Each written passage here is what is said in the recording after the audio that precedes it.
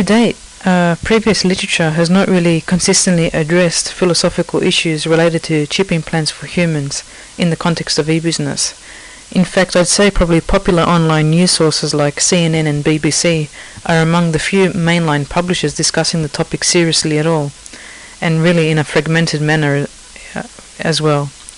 The credible articles on implanting humans are mostly interviews conducted with proponents of the technology, such as Applied Digital Solutions, and I'll just show you their website right now.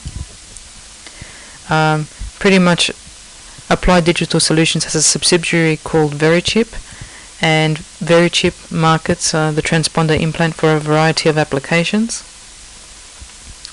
And apart from saying chip implants, we can look at the wearable technology like the GPS personal locator watch by Verify Solutions.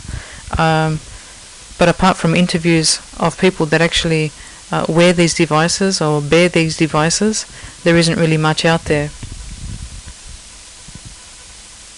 More recently, I'd say academic papers on human transponder implants have started to surface on a variety of perspectives covering legal and privacy issues.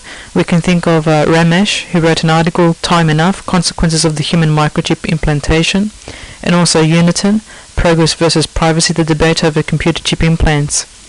In the area of ethics and culture, we can see Gotterban has actually written an article titled Injectable Computers, Once More into the Breach, the Life Cycle of Computer Ethics Awareness. So that particular article touches on ethics and culture.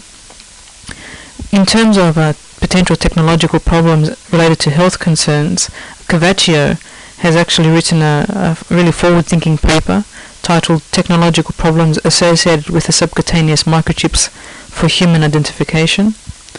And on the trajectories notion, we've got Warwick, Norman and Bell and Gray from the perspective of where are these chip implants headed and how will they potentially be used in the future.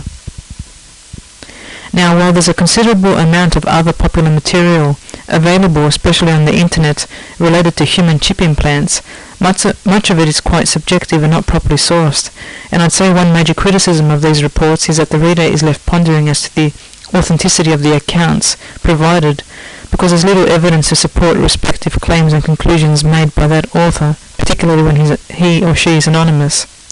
And so the gap that this paper seeks to fill is to provide a thorough presentation of cross-disciplinary perspectives on topical auto ID issues with an emphasis on human transponder implants.